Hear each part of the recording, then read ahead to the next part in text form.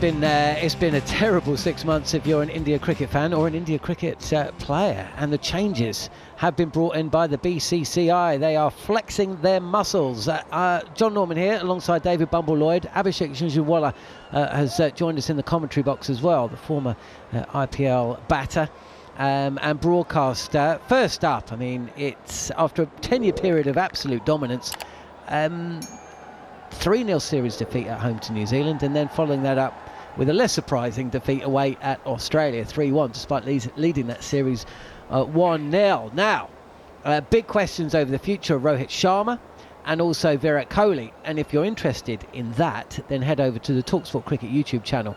Bumble and Jared have looked at both topics, and there are videos up there which you can watch. We'll get Abhishek's thoughts on this, but what I want to talk about for the next few minutes, guys, are some of the policies that the BCCI have brought in following that defeat in Australia and the one at home to New Zealand. Now, we've been down this path many times, haven't we, Bumble? Every time England lose in Australia, we have a review. In India, what they've decided is that they're going to scrap the players travelling to the ground in their own cars, so everyone's got to go on the team coach. Families aren't allowed to be on tour any more than a maximum of 2 weeks. Not that these tours are actually as long as they used to be, but still. A restriction of personal staff, whatever that means. No chefs, no agents, no managers. It's you on the coach at a time, and you'll leave your kids and your wife behind. And domestic cricket is mandatory for national selection. Now, we could go through all these points, but does this draconian approach ever lead to an improvement of performance on field? Well, Abby will know more about this than I do, but when you look at the list that you've got, I agree with some of them, I disagree with others. I think it's quite important that you have your family out there. I think that makes you a better person, a more relaxed person. Travelling on the team bus, that's statutory. I can't believe they go in their own cars. Chefs, I don't know. It might be a different culture that you might need your own chef there. I wouldn't know about that. But also, you've got to get serious about winning cricket matches and the way you prepare for cricket matches. All the stuff that you've said there is preparation for the game that you're going to play. And so the BCCI, maybe through the coaches or an influential person, maybe Gavaskar, maybe Ravi Shastri, have said, this has to stop. You're not on your holidays.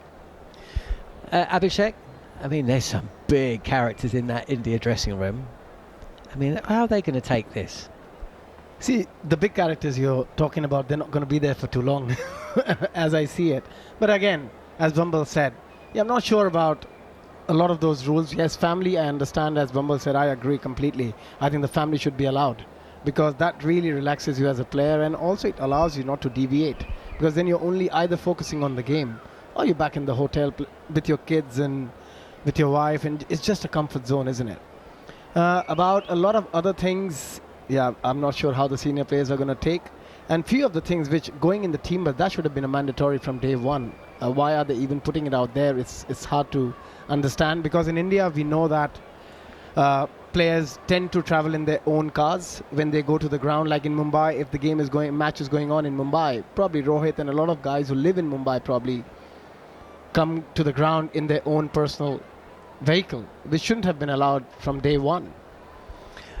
But India have just beaten everyone for 10 years, and they were, I imagine, travelling to the grounds in their own cars, and they had their chefs and they had their families. So why do people always change things when things go wrong? Well, interesting that, because it may have crept in, all these little stuff that make it more comfortable for an individual player rather than the team. Getting back to if there's a game in Mumbai and 2 or 3 of them live in Mumbai, but you're at the team hotel, you've got to be at the team hotel.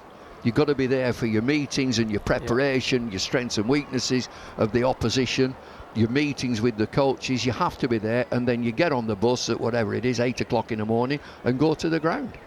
Let's hear from the coach, because I think that this message that has been driven, I just get the feeling it's not just aimed at the players.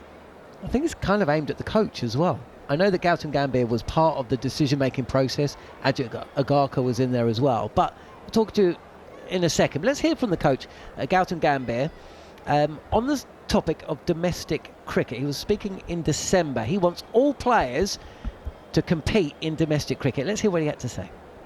I would always like everyone to play domestic cricket. That is how much importance domestic cricket needs to be given. Not only one game, if they're available and they have the commitment to play red ball cricket, everyone should play domestic cricket.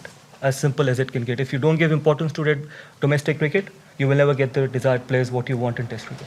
Abhishek, when do they get the time to play domestic cricket? It's more than the time.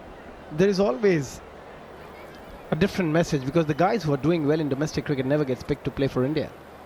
That's the biggest thing. Karun Nair, who recently in the one day got 760 runs at an average of 350 with 500s, was not even looked in for the Champions Trophy.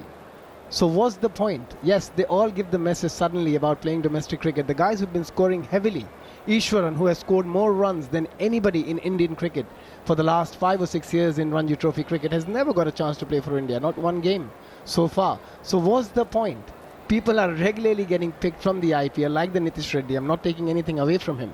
But an Ishwaran should have played for India way ahead of Nitish Reddy, in Test cricket at least. So there's mixed message there.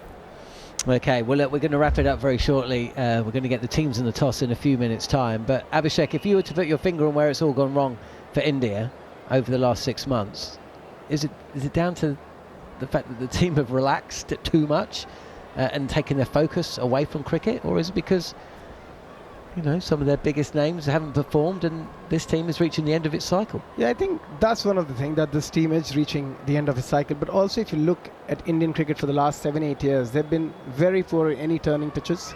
They've not done well at home on turners. And unfortunately, Rohit Sharma and Virat Kohli not being in form. And Virat Kohli, if you look at his stats for the last 4 or 5 years in Test cricket, he's averaging under 30 with just a couple of hundreds. You know, there will be a question mark on most players that how is he even playing in the playing 11.